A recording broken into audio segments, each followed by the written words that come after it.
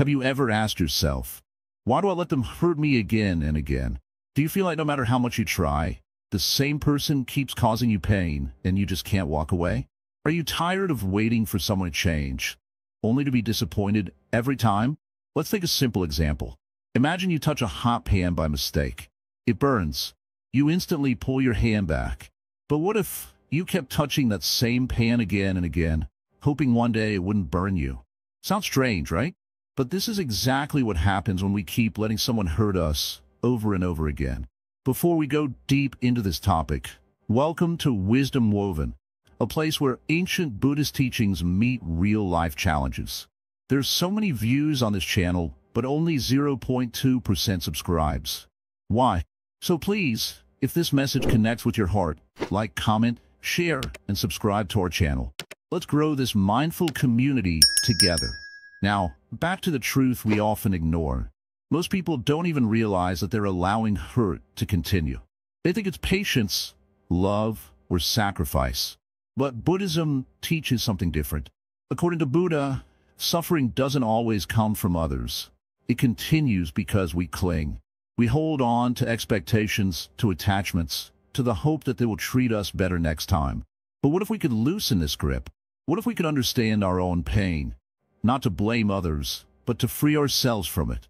The truth is, nobody can hurt us continuously unless we silently agree to suffer. It's not about revenge or running away. It's about awareness. And once you become aware, you stop waiting for someone else to give you peace. This video series is not just to talk about pain. It's about healing from it. Not by changing others, but by shifting something powerful inside you.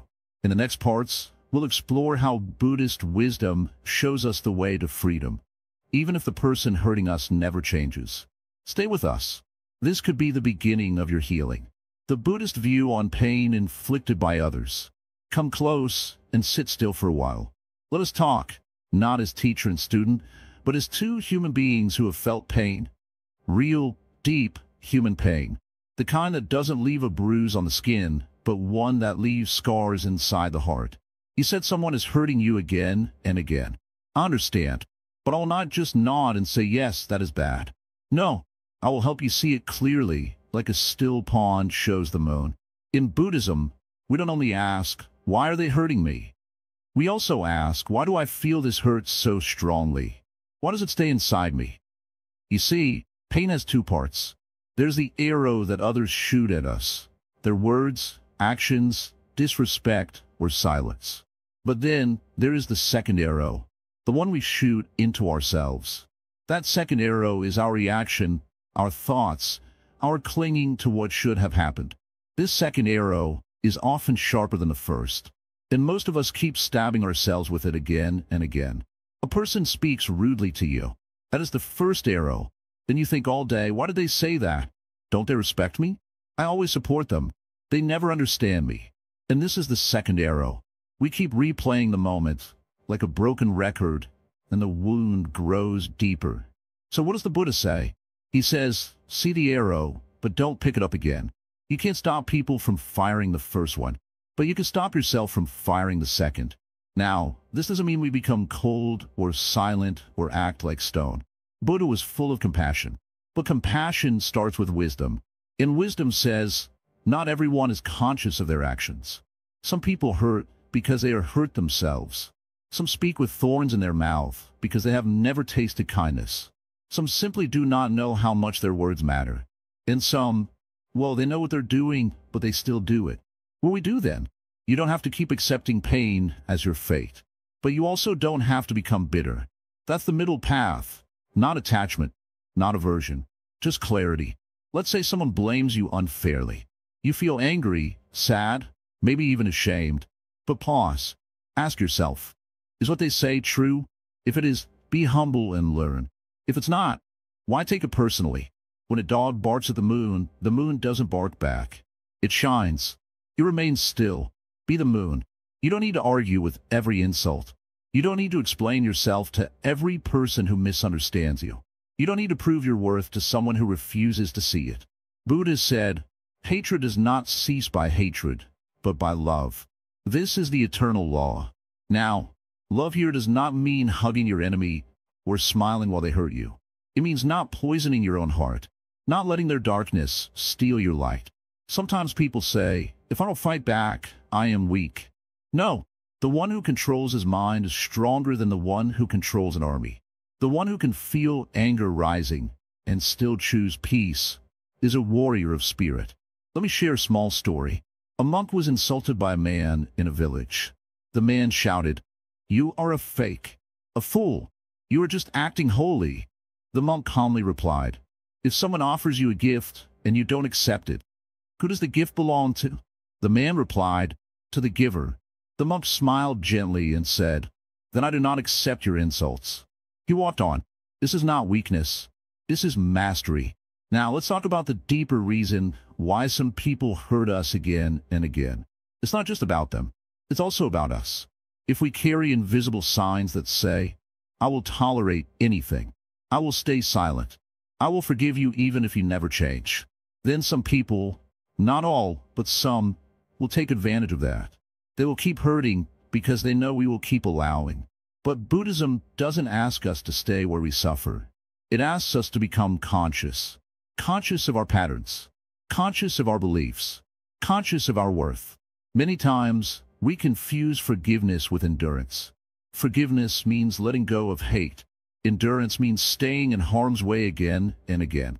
You are not a rock to be kicked. You are not a sponge to soak in pain. You are a living, breathing being, a soul on a journey. And part of that journey is learning when to stay and when to step away. One day you'll understand. You don't have to explain why someone's behavior is hurting you. You don't need permission to protect your peace. You don't owe your energy to those who drain it. You can leave a space quietly with dignity and still hold love in your heart. This is not escape. This is awakening.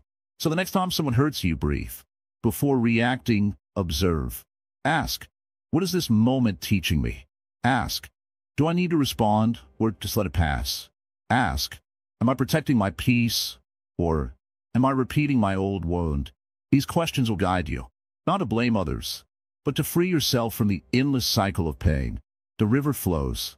It does not shout at the rocks. It moves past them. You too can flow, not by force but by wisdom, not by shouting but by seeing clearly. This is the Buddhist view. It is not about weakness. It is about power, the power of understanding, the power of choice, the power of not letting others pull you into their suffering. You're not what they say. You are not how they treat you. You are who you decide to be in the middle of it all. And that decision is your freedom. Walk wisely and walk free. Detachment is not coldness, it's clarity. Sit down, take a breath, and listen with your heart. Many people misunderstand attachment. They think detachment means not caring. They think it's being cold, distant, or shutting everyone out. But that is not the real meaning. That is not the Buddhist way. True detachment is not turning away from life. It is seeing clearly. It is letting go of the stories, the expectations, the heavy baggage we carry with others. It is peace, not indifference. Suppose you're holding a rope. The rope is tied to someone who keeps pulling it sharply. Every time they pull, your hands hurt, your skin burns. But you don't let go. You keep holding tighter, hoping they'll stop, hoping they'll change.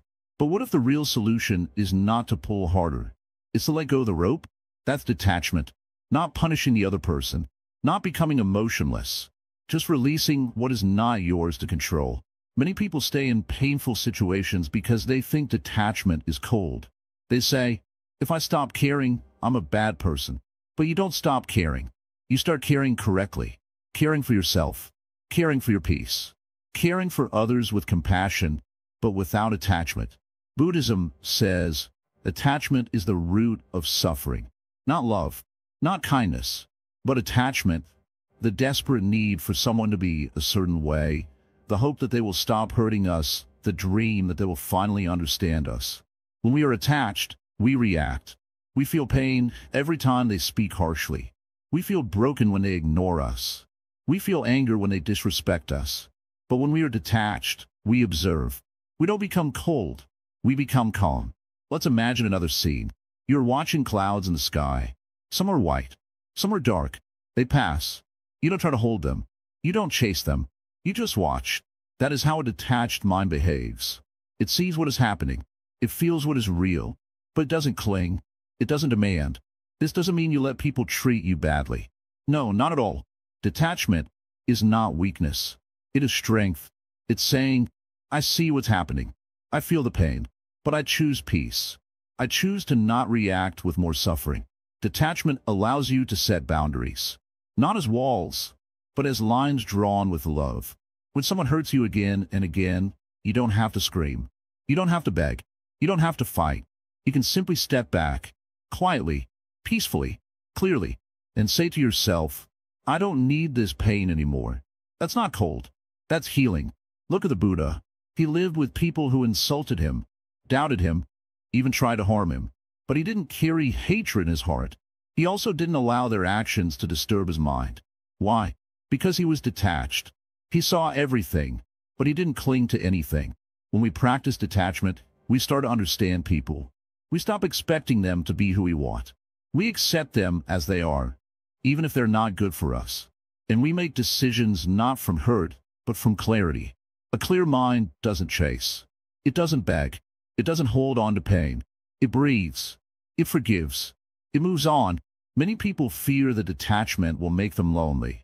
But the truth is, it brings you back to yourself. And that's the most peaceful company you will ever know. You begin to understand this. I can love someone and still let go. I can care about someone and still walk away.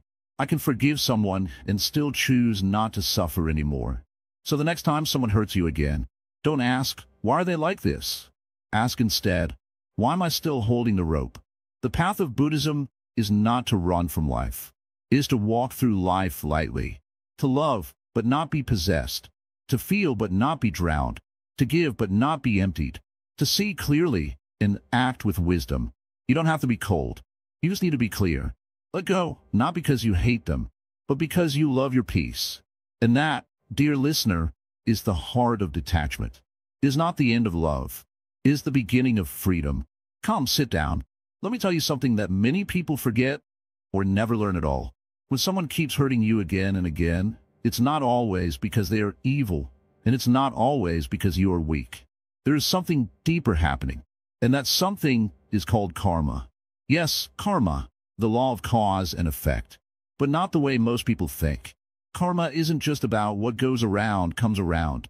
It's not some punishment from a universe. Karma means every action has a result. Every word, every thought, every feeling, it plants a seed. And one day, that seed grows into a tree. Sometimes, we sit under the shade of our good karma. Sometimes we get caught in the storm of our old karma. Now listen carefully. When someone hurts you again and again, insults you, lies to you, cheats you, disrespects you, there may be a karmic pattern behind it. This doesn't mean you deserve the pain. It means something in your soul's journey needs to be understood, healed, and ended. You may ask, why me? And the answer is gentle but strong, because you're the one ready to break the cycle. Buddhism teaches that karma is not punishment. It is an opportunity to wake up, to respond differently, to grow. Let's take a simple image. Imagine a wheel. It spins. Someone hurts you. You react with anger. They hurt you more. You cry or fight. The pain spins the wheel faster. That's how most people live, stuck in this spinning wheel of action and reaction. But what if you stopped spinning the wheel? What if you looked at the pain and said, I see you, I understand you, I release you? That's when karma changes. That's when the wheel slows down. That's when your freedom begins. You may think, but I didn't do anything wrong. Why is this happening to me? And that's a fair question. Sometimes, karma is not from this life. It can come from past lifetimes, like unseen footprints we carry. But Buddhism doesn't say you must suffer forever because of the past. Instead, it teaches you have the power now to stop the damage, to choose differently. Now listen to this. If someone keeps hurting you, and you stay silent out of fear or guilt, that too creates karma. Because silence, if it comes from weakness, is not peace, it is permission. So you must understand, being kind does not mean allowing cruelty. Being spiritual does not mean becoming a doormat. Buddha himself walked away from people who spread negativity. He didn't fight them. He didn't hate them. He simply understood that their actions were their karma, and his response was his own. When someone treats you badly again and again, don't say, "Why are they like this?" Instead, ask, "Why am I still letting them?" That question is powerful. That question opens the gate to freedom. But freedom doesn't mean revenge. Freedom means understanding deeply. This person is caught in their own karmic habits. They may not know another way. You can't control them, but you can stop letting their darkness become your story. Let me tell you a small story from the Zen tradition. There was once a monk who was insulted every day by a man in the village. The monk smiled, never angry, never sad. One day, a student asked him, "Why don't you respond? He is so cruel to you." The monk replied, "If someone offers me a gift, and I do not accept it, who does it belong to?" The student said, "It stays with the giver." The monk smiled, "Exactly. I do not accept his anger, so it stays with him." But let's be real. You're not a monk yet. You live in the world. The pain you feel is real. So what should you do? First, understand that the person hurting you may not even know they are repeating their karma. They are not free. They are bound by ignorance. Buddha called this avijja, the darkness of not knowing. And many people live their whole lives hurting others because they don't even see their own suffering. Second, don't fight karma with karma. Don't return anger with anger. Don't play the same game. Choose a higher path. That path may be walking away. That path may be speaking clearly. That path may be forgiveness. Not for them, but for your own heart. Forgiveness in Buddhism is not forgetting. It is letting go of the poison so you don't keep drinking it. Third, create new karma. Speak kindly to yourself. Be brave enough to protect your peace. Do not let anyone convince you that you must suffer to prove love. Remember this teaching. Holding on to anger is like holding a burning coal with the intention of throwing it at someone else. You are the one who gets burned. So drop the coal. Walk away from the fire. Step into clarity. You can't change their karma, but you can change your response. You can end the cycle with awareness. You can make peace with your past and protect your present. This is not weakness. This is mastery. The pain that repeats in your life isn't a punishment. It's a message. It's trying to teach you. You deserve better. You were born for freedom. But first, you must stop dancing with the same flames. Let go. Don't react with hate. Don't carry blame. Just understand, the pain comes from karma, and your awareness is the key that unlocks the door out. Stay still. Breathe. Understand. And act with peace. That is the Buddhist way. That is your way, if you are ready. Boundaries as compassion ain't the Buddhist insight. Listen closely, dear one. You are not wrong for wanting peace. You are not unkind for wanting distance from pain. And no, you are not selfish for wanting to protect your heart. Many people misunderstand the word boundary.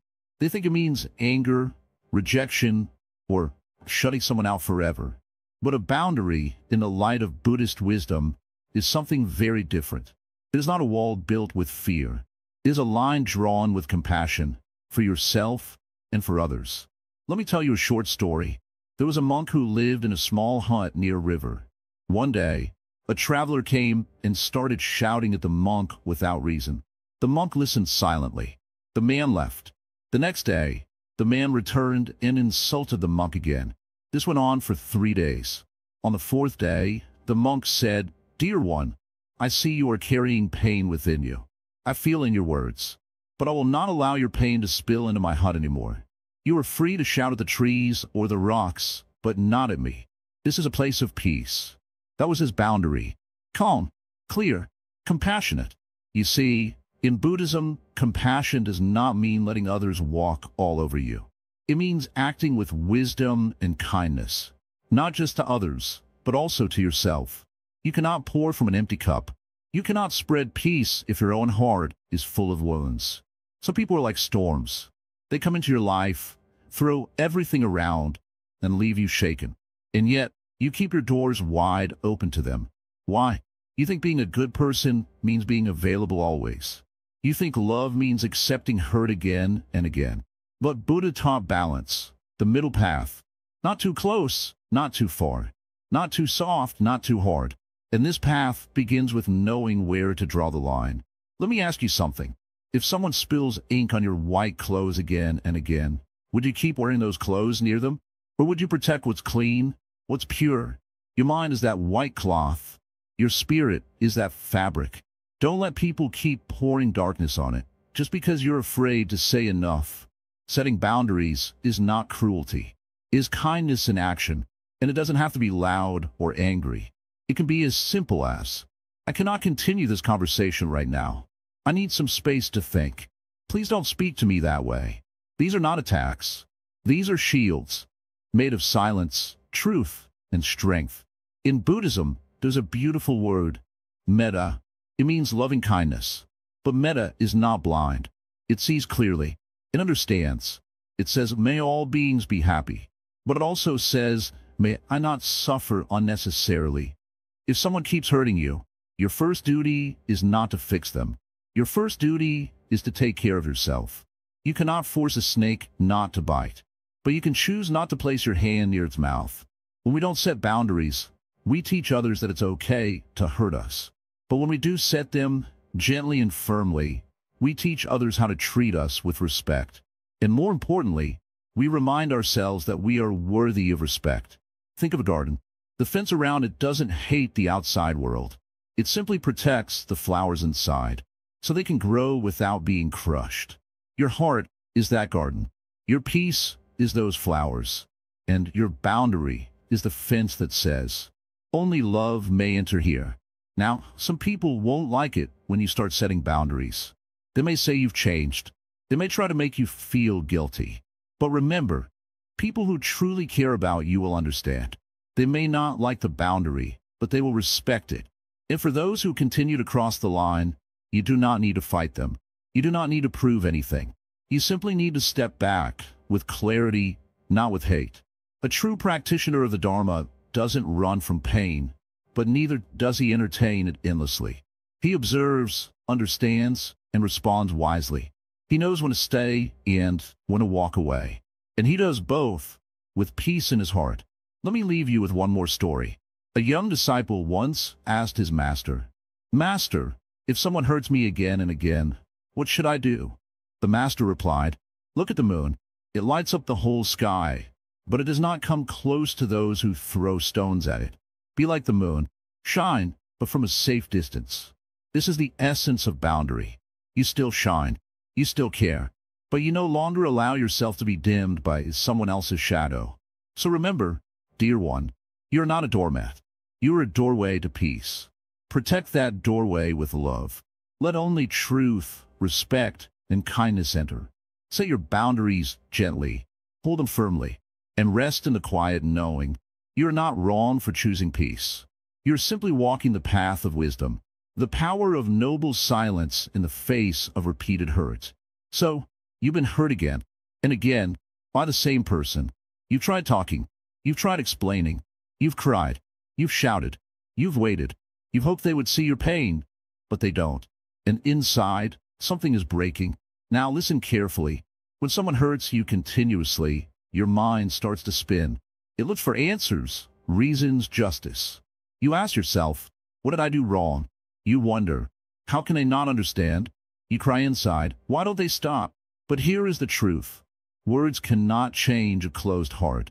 Arguments cannot wake someone who is asleep in their own ego. Pain cannot be healed by more speaking. Sometimes the deepest response is silence. In Buddhism, there is something called noble silence. It is not the silence of fear. It is not the silence of giving up. It is the silence of wisdom. When Buddha sat under the Bodhi tree, he was attacked by doubts, fears, and inner demons. Did he shout at them? Did he argue? No. He remained still. He remained silent. He saw the illusion, and the illusion disappeared. In the same way, when someone continuously hurts you, verbally, emotionally, mentally, and you have tried all ways of explaining yourself, then it's time to stop speaking, not out of defeat, but out of strength. You see, people who keep hurting others are not listening. They don't want understanding. They want control. They feed on your reactions. They use your pain to feel powerful. Now, imagine this. What happens when you stop reacting? Suddenly, they're no longer in control. Suddenly, your silence speaks louder than your words ever could. It creates space, not just outside but inside you. This silence doesn't mean you don't feel anything. It means you're choosing peace over drama. It means you're stepping out of the fire instead of shouting at the flames. But silence is not easy. The mind will scream, say something, the heart will beg. Please explain yourself again. But your wisdom must rise and say, no more. I choose stillness now. Here is something to reflect on. When the sea is stormy, do you throw more waves into it? No, you wait. You let settle. The same is true with people who bring storms into your life. In Zen, there's a saying, when the mouth is silent, the heart begins to speak. Silence is not a wall. It's a doorway. It leads you back to yourself. It gives you time to breathe, to think, to feel what's really happening. When someone hurts you repeatedly, your first thought may be to correct them, but that only creates more conflict.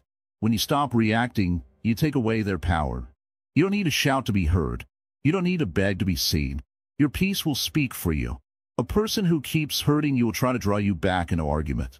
They will say things to poke your wound, but you are no longer the same.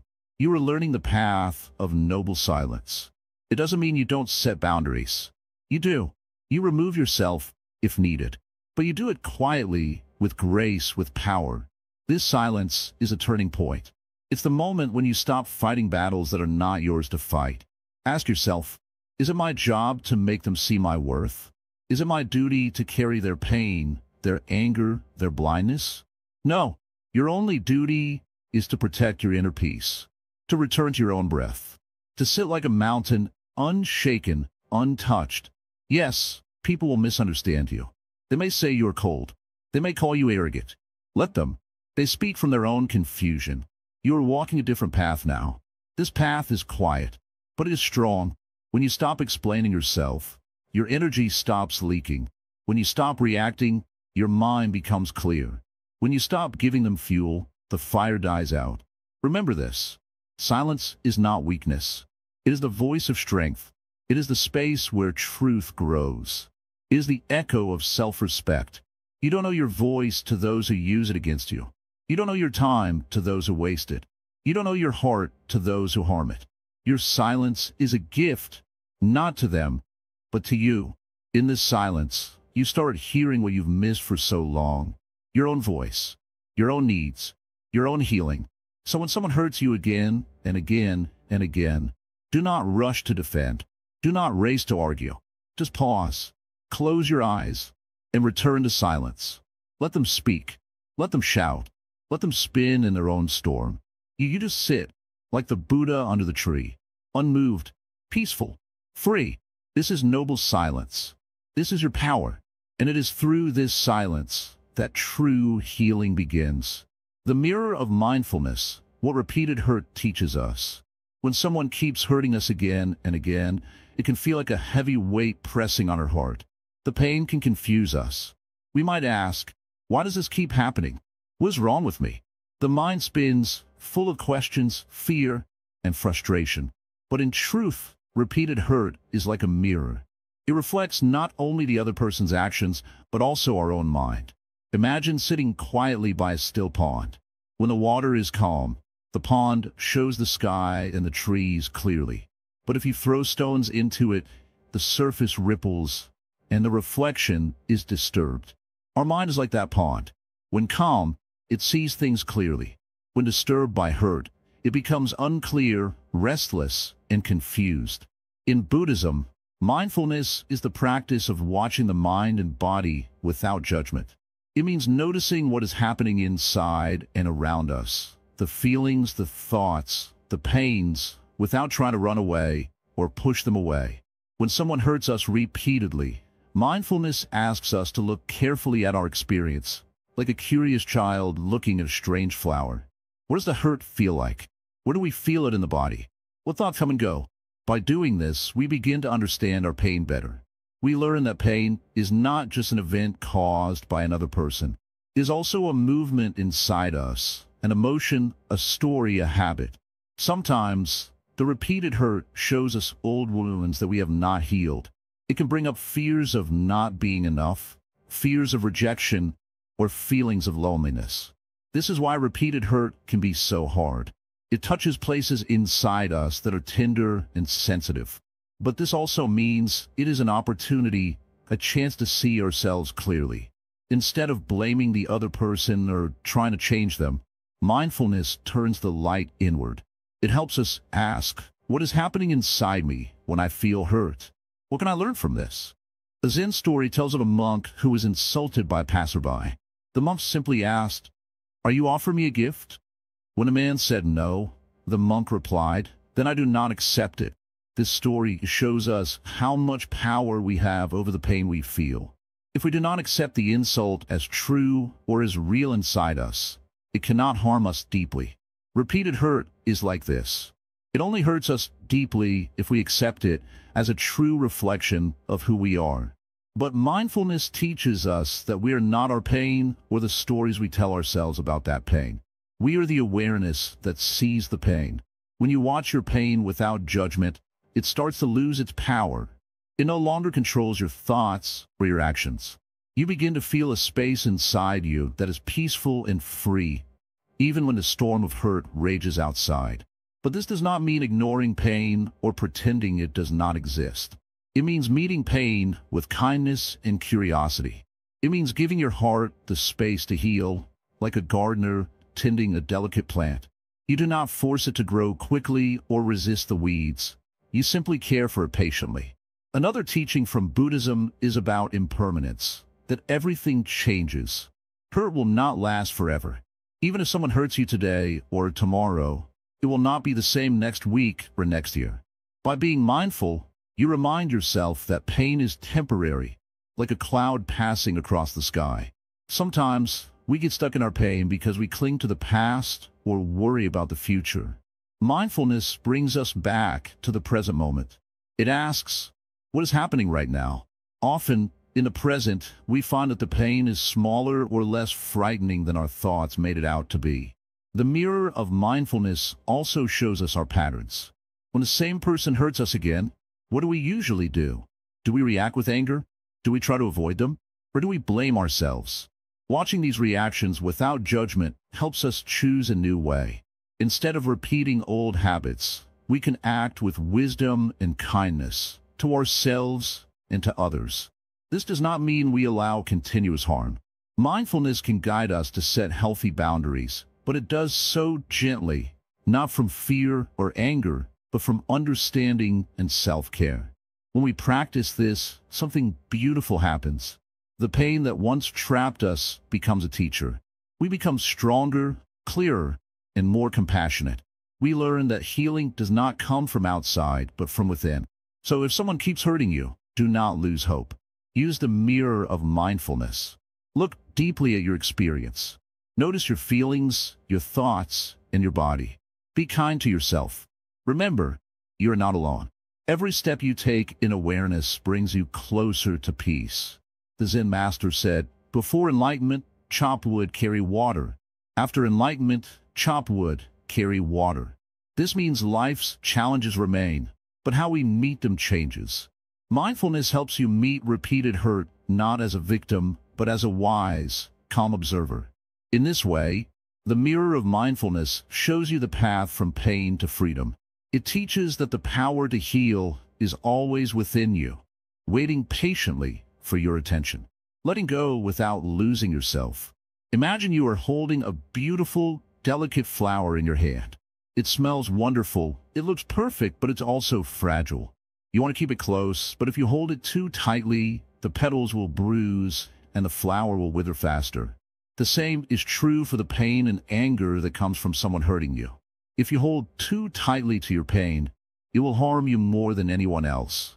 Letting go is often misunderstood. Many think it means forgetting or giving up. But in truth, letting go means to release what weighs your heart down without losing who you are at the core.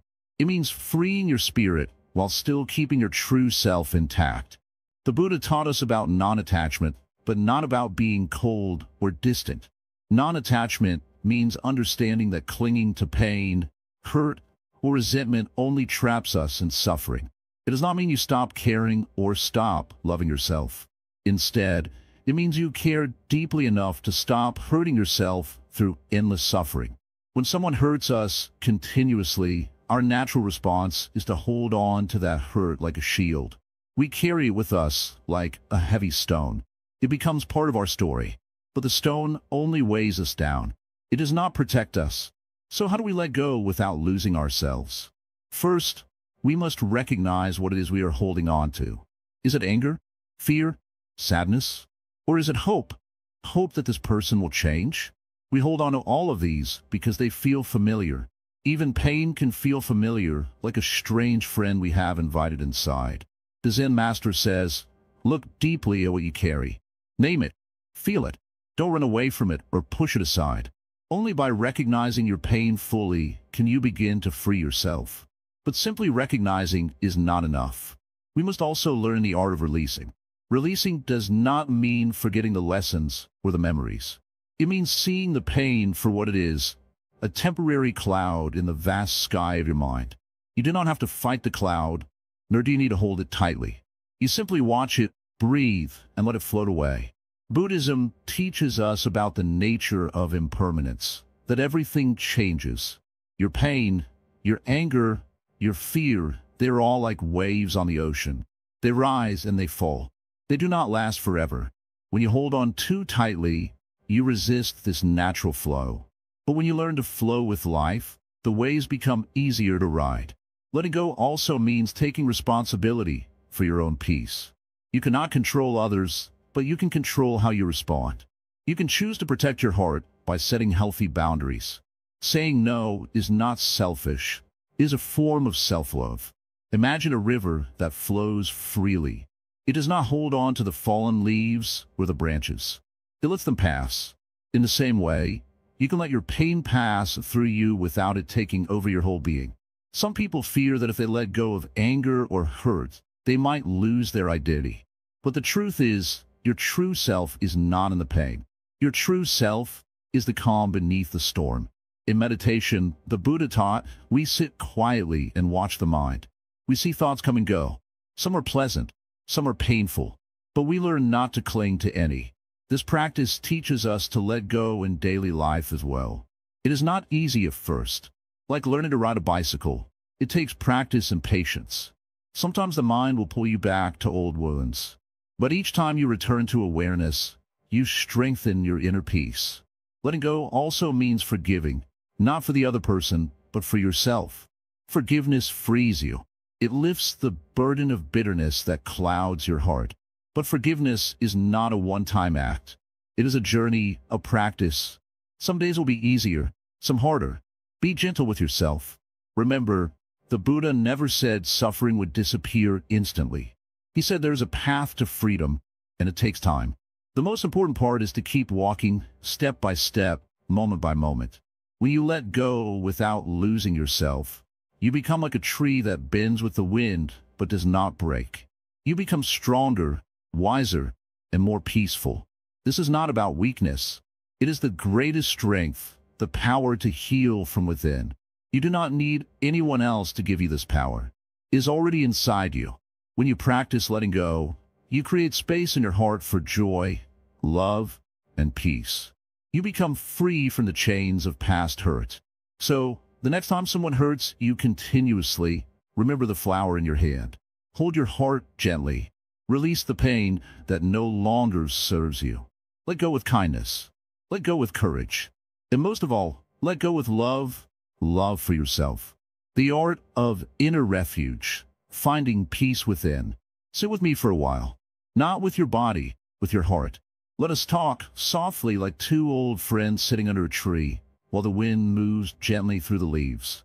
You have carried pain for too long, and I see that. Someone has been hurting you again and again, and even when they're not speaking, not present, their words still echo inside you.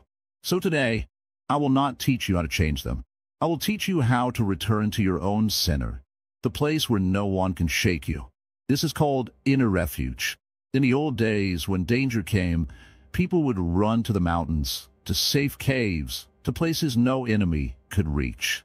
Buddha said, we must do the same, but not with our feet, with our awareness.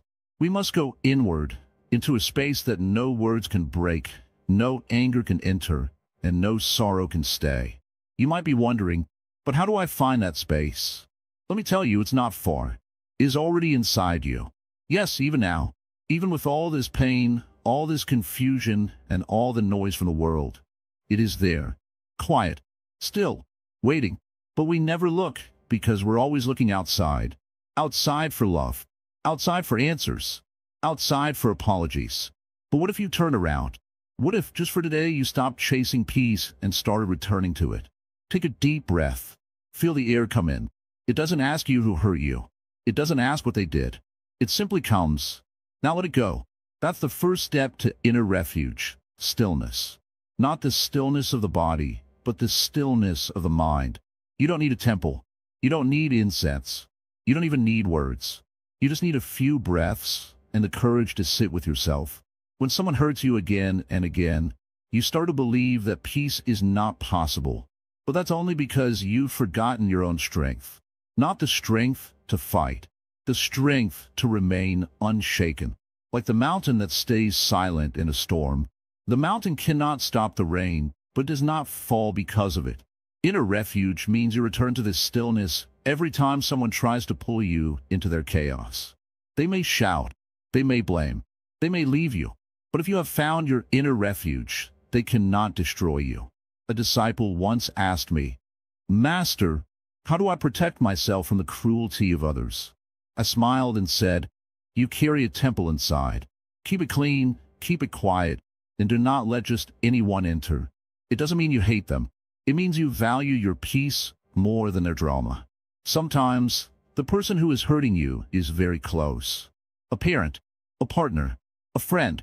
You cannot always walk away immediately, but you can stop giving them access to your inner world.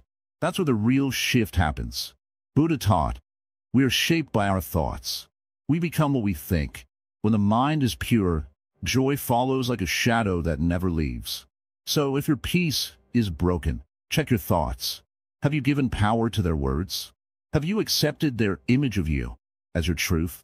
Then gently, kindly take it back. That image belongs to them. You don't have to carry it anymore. Let me ask you something. If someone threw mud at a mirror, does the mirror become dirty forever? No. It reflects, it holds, but once you clean it, it shines again. You're that mirror. People may throw words, anger, betrayal, but those are not your truth. Your truth is beneath all of that, silent, shining, undamaged. When you begin to live from this truth, a funny thing happens. People still try to hurt you, but it stops affecting you the same way. You no longer panic. You no longer fight back blindly. You respond, not react. You protect your space, not your ego. You begin to understand that the hurt they give is a reflection of their pain, not your worth. You see, those who hurt others continuously are often broken themselves. They act from fear, from insecurity. And while you don't have to fix them, you also don't have to let their pain become your burden. Compassion is not saying, "It's okay, hurt me." Compassion is saying, "I see your pain, but I will not let it destroy my peace." That's inner refuge. It's not escape, it's wisdom. It's not weakness, it's spiritual strength. Some people think peace means silence around you. But real peace means silence within you, even when the world around you is loud. Real peace means your emotions don't jump with every word someone throws. You become like water, soft but powerful. You bend, but you don't break. There's a saying in Zen, the wind cannot break a mountain, nor can words disturb a settled heart. You can build that heart, day by day, breath by breath, by turning inward, not outward. So the next time someone hurts you, again, pause. Don't react. Don't run. Just pause. Close your eyes. Take a breath. Return to the temple inside you. There, no one else has the key. There, you are safe. There, you are free. And when you begin living from that place, the world still speaks, but it no longer controls you. You walk through fire, and your soul stays cool. You hear cruel words, but your heart does not echo them. You're still in the world, but not consumed by it. That, my dear one, is inner refuge.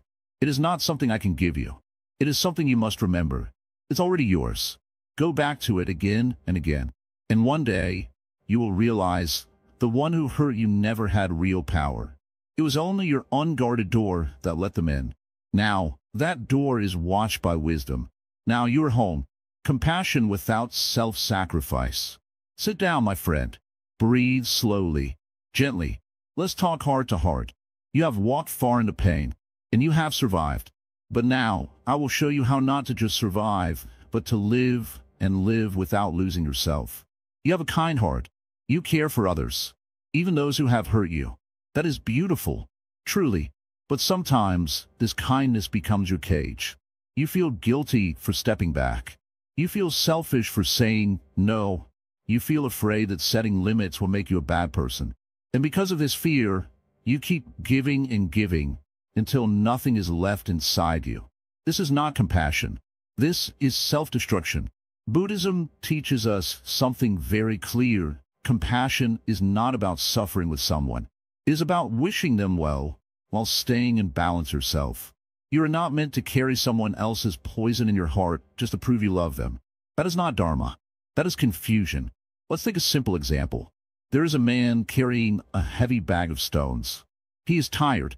He sees you and asks, "Please hold this bag for me." You hold it. It's heavy. It starts to hurt your arms. But the man walks away and never comes back. Now you're left holding the weight. And still you wait. You keep holding it. Days pass. Your body aches. Still you hold it, telling yourself, "I must not let go, otherwise I will not be a good person."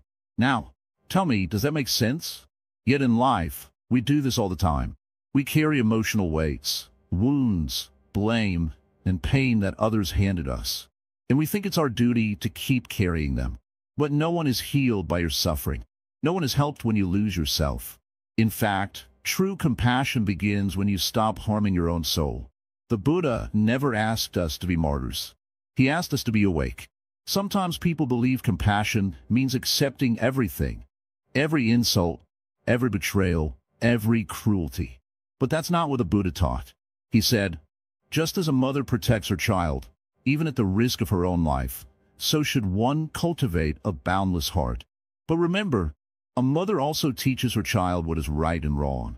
A mother does not allow her child to play with fire. That too is compassion, protective and wise. So let me ask you this. Have you confused silence with kindness? Have you allowed people to walk over your heart because you didn't want to argue? Have you kept the peace outside while breaking yourself inside? That is not the middle path. That is imbalance. And imbalance always leads to suffering. Compassion without wisdom becomes sacrifice. And wisdom without compassion becomes coldness. What we need is the balance of both. Say someone is shouting at you every day. You remain silent. You think you are practicing patience. But inside, your spirit is shrinking. One day, you can't take it anymore, and you explode. Now the pain is doubled, yours and theirs. Instead, Buddhism teaches us to observe deeply, clearly. Ask, why is this person hurting me? What wound are they carrying? But also ask, why am I allowing it? What wound am I carrying that keeps me stuck here? True compassion sees both sides. When you understand that their anger comes from their own pain, your hatred melts. When you understand that your silence comes from fear, your courage awakens. One day, a monk asked the Buddha, should I always be kind to those who are cruel? The Buddha replied, be kind, but do not become blind. Kindness is not weakness. It is strength with awareness. So what does this mean for you? It means you can forgive someone without letting them hurt you again. It means you can love someone and still choose to love yourself more. It means you can walk away, not with anger, but with peace. Compassion does not mean keeping everyone in your life. Some people are lessons, not companions. And the most compassionate thing you can do for yourself and for them is to let go. Do you remember how rivers flow? They never cling. They never force. They flow around stones. They find their way. In the same way, your compassion must flow, not freeze. If someone blocks your peace again and again, it's okay to change direction. You're not being cruel. You're choosing life. Sometimes we think, if I leave them, they will suffer. But that's not your burden to carry. Everyone walks their own path. Sometimes, your leaving is the first step in their awakening. Let me share a short story. There was once a young woman who stayed in a relationship for years, though it brought her nothing but tears. She told herself, I love him. I will not give up. She kept trying. He kept hurting. She grew silent, thin, tired. One day, her teacher told her, Child, is this love, or is this fear wearing the mask of love? That night, she sat in silence, breathing slowly, and for the first time, she asked herself, what do I need? Her answer was simple, peace, and she chose it. She walked away. Years later, the man wrote to her, Thank you. You walking away forced me to look at myself. That is compassion, firm, honest, free. Do not confuse noise with care. Do not confuse pain with proof. You don't need to suffer to be worthy. You already are. You can be kind and clear, gentle and strong, loving and wise. That is the way of the Bodhisattva. If someone is hurting you again and again, ask yourself, am I staying out of love or out of fear? And remember, the Buddha did not stay where there was darkness. He lit the lamp and walked forward. Now it is your time. Be compassionate, but first to yourself. Be kind, but not to the point where you disappear. The lotus grows in the mud, yes, but it rises above it. You too must rise. This is not the end, but it is a turning point. If your compassion is only hurting you, it is not pure compassion. It is time to clean your heart of guilt, shame, and fear, and replace them with courage, wisdom, and peace. You do not owe anyone your suffering. You owe yourself your healing. And this is where true compassion begins. Stop the cycle, breaking free from emotional harm. You come far. And now, you stand at a point where something deep must be understood, not by the mind, but by the heart. Today, I will speak not to your thoughts, but to your pain. To that place inside you which still flinches when someone repeats the same hurt. To that part of you that whispers, maybe this time will be different. Come crescer, lison carefully. We're going to talk about how to stop the cycle completely, finally, with peace. Let me begin with a question. If you fall into the same hole again and again while walking a path, what will you do? Will you keep walking that same way, thinking the hole will disappear? Or will you find a different path? This is what people often do in relationships or painful connections. They walk the same path, say the same words, give the same reactions, expecting the pain to go away. But the hole remains. The wound remains. And until we change something inside, the outside will repeat again and again. A Zen saying goes, when you do not learn the lesson, life brings the teacher back in a new form. So the person who hurts you might be a different face, but the pain feels the same. Why? Because the lesson hasn't been understood yet. Now I ask you, do you want this cycle to stop? Then come, sit down with me like a student before a teacher. I will not give you grand teachings or big theories. I will give you small truths, simple ones, like rain falling on dry soil. Let them sink in. The first truth, people can only hurt us repeatedly when we keep giving them the same access to us. Access means time, attention, trust, reaction, energy. The more you give without wisdom, the more you suffer without end. So stop, observe, ask yourself, what am I giving them that they use to hurt me? Is it your trust that they break? Is it your silence that they misuse? Is it your kindness that they twist? The second truth, you're not weak for walking away. Many people stay because they think walking away is failure. But listen, walking away with understanding is victory. Not every goodbye is anger. Sometimes it is wisdom, just like a lotus blooms in mud, but never lets the mud stick to its petals. You too must rise from the hurt without letting it define you. Third truth, your peace is your responsibility. Do not wait for someone to stop hurting you to find your peace. Buddha taught, you yourself, as much as anybody in the entire universe, deserve your love and affection. You cannot heal in the same space that broke you. And you cannot keep drinking poison, hoping it will taste sweet tomorrow. Now, let me guide you through a simple practice. Close your eyes. Breathe in slowly, as if pulling peace into your heart. Breathe out slowly, as if releasing all pain. Now imagine that person in front of you. See them clearly. Say to them in your heart, I see your pain, but I choose not to carry it anymore. I forgive you, not for you, but for my own peace. Then, Imagine a gentle wind carrying them away, not with hate, but with release. Feel the space they leave behind is now your space. Fill it with silence, with calm, with new beginnings. When you open your eyes, something has already changed. The cycle has already begun to break within you. People ask me, Master, what if the person is family? Someone I cannot escape. I say, create emotional distance, even if you cannot create physical one. You don't need to respond to every word. You don't need to fight every battle. You can become like the sky, wide, silent, undisturbed by small clouds. Your silence can be a shield. Your calm can be your strength. And your awareness can be your doorway out. Another truth, don't let the same person hurt the same part of you. You are not the same person as you were yesterday. Each moment is a chance to be new. So if yesterday you cried, today you can rise. If yesterday you were confused, today you can be clear. Break the habit of reacting. Don't give the gift of your emotions to those who use them as weapons. Your tears are sacred. Your energy is precious. Protect it like a monk guards his bull, with care, with attention, with understanding. There's a final thing I want you to hear today. Freedom is not given. It is taken, gently, mindfully, but firmly. Say this to yourself. I'm not what happened to me. I am what I choose to become. I'm not here to carry others' pain. I am here to free myself from it. I do not need their change to find my peace. I am enough. I am whole. This is not easy, but it is simple. And truth is always simple.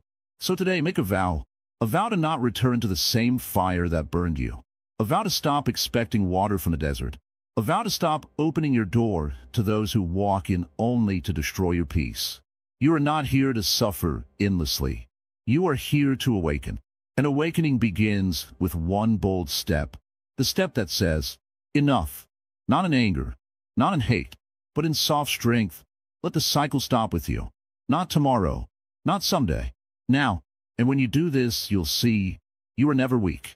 You were just too kind to say goodbye. But now you're ready. Let go. Step out. And smile. The path ahead is yours. When forgiveness feels impossible, a Buddhist way to release without forgetting. So you've come this far.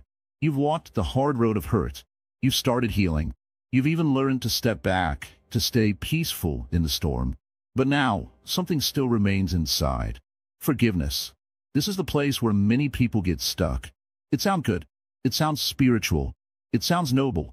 But deep down, you may ask, how do I forgive someone who never said sorry? How do I forgive when they are still hurting me? How can I forgive if I can't forget? Oh, these are honest questions. And they're not easy. But come, sit with me. Let's breathe through it together. Let me tell you something simple first. Forgiveness is not a reward for the person who hurt you. It is a medicine for your own heart. If someone stabbed you, you would remove the knife, stop the bleeding, and then begin to heal. Forgiveness is like removing that knife from your heart. Not because the one who stabbed you asked for it, but because you no longer want to keep bleeding. In Buddhism, we do not forgive to excuse. We forgive to release. There's a difference. Forgiveness is not saying it was okay. Forgiveness is saying, I will not carry this wound anymore.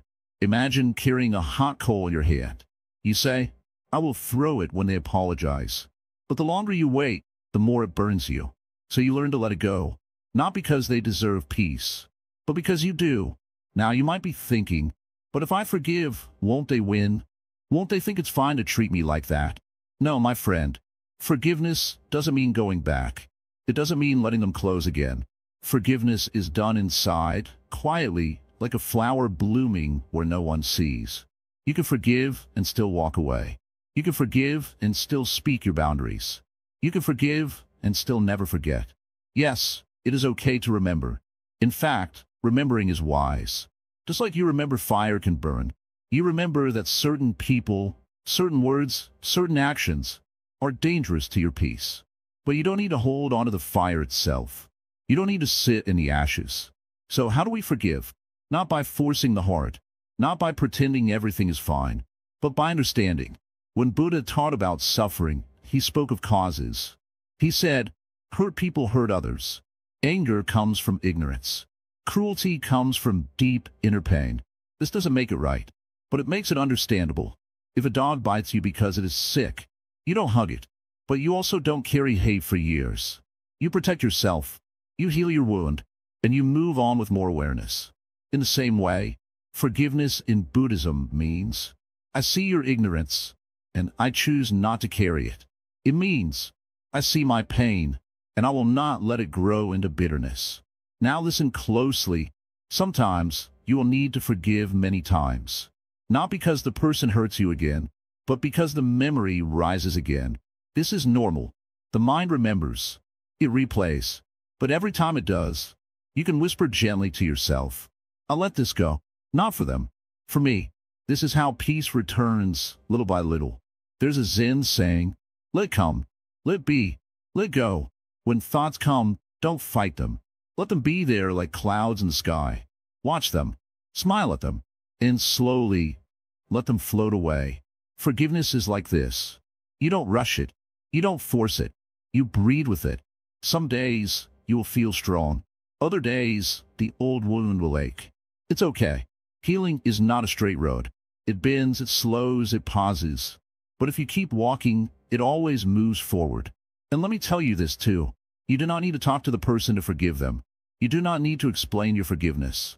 You do not need to give them access to your life again. In fact, sometimes the best forgiveness is silence. A peaceful heart, a quiet soul, and distance. You can forgive and never see them again. That is your right. That is your wisdom. Now, take a deep breath. You've come far. You've faced hurt. You've faced yourself. And now, you are facing forgiveness. Not as a duty, not as pressure, but as a gift to yourself. When forgiveness feels impossible, do not run away. Just sit, breathe, and let the layers unfold. It will not all go away at once, but it will loosen. And one day, you'll wake up and the hurt will not hold you anymore. That day is coming. Maybe not today, maybe not tomorrow, but it's coming. And until then, be kind to yourself. You're doing the deep work, the unseen work, the real work. Forgiveness is not weak, is not forgetting. It is freedom. And freedom, dear one, is your true nature. Let no one, not even the past, take it from you. Keep walking. The path is open, and peace is waiting. They still don't change? Here's how you stay free anyway. Oh, my dear friend, you have come so far. You've learned to step away from hurt, to see your worth, to protect your peace. But even now, the question lingers in your heart. What if they never change? You gave space. You gave silence. You gave understanding. Still, their behavior is the same. Still, their words sting. Still, their presence drains you. You wonder, what more can I do? Let me tell you something very important, something you must hold close. You don't need them to change for you to be free. Freedom is not something they can give you. It is something you find within you. Yes, it's true. We all wish the people who hurt us would wake up one day and realize what they've done. We imagine they'll apologize, that they'll soften, that they'll finally treat us with kindness. But often, that day does not come, and waiting for it becomes another form of suffering. So what can you do? Let me share with you a little teaching. There was a monk who lived near a loud, angry neighbor. Every day, the neighbor shouted. Every day, the monk was disturbed. One day, a young student asked him, "Master, why don't you tell him to stop?" The monk smiled and said, "Why should I hand over my peace to a man who doesn't even know his own?" That is the essence of wisdom. You cannot control others, but you can choose where you place your peace. Expecting change from someone unwilling to change is like standing in the rain, waiting to stay dry. You'll only catch a cold. But when you carry an umbrella, that is, awareness, you stay dry, no matter the weather. Their anger is theirs. Their behavior is theirs. Their unchanging nature is theirs. Do not make it yours. In Buddhist thought, we call this not taking things personally. You see, every person lives in their own inner world. When someone hurts others again and again, it says more about their pain than yours.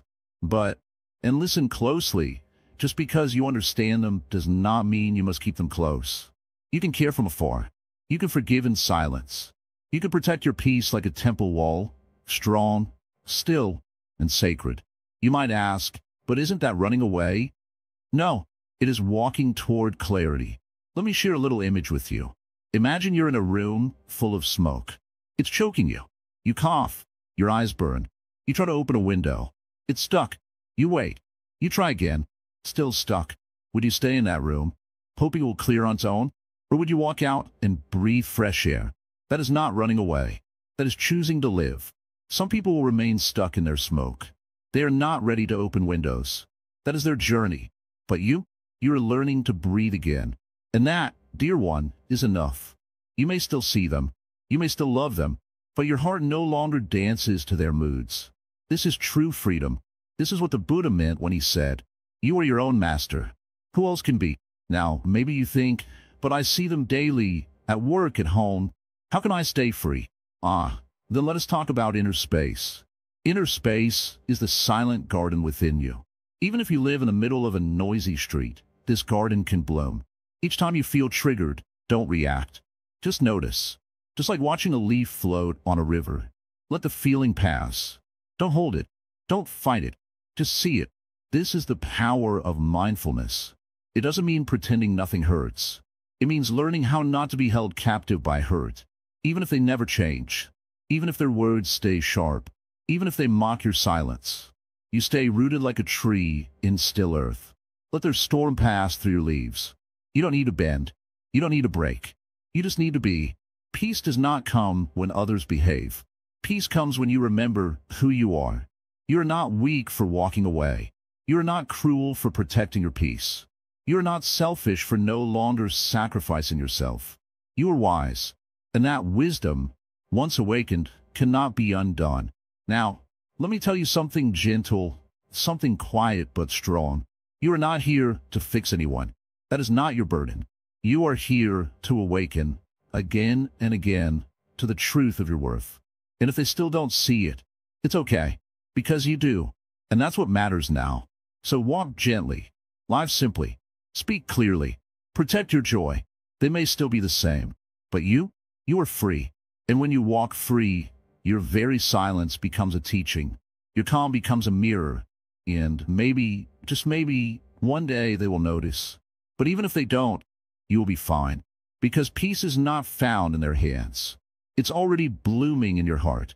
Just keep walking, quietly, kindly, freely, and let them be who they are, while you continue becoming who you are meant to be.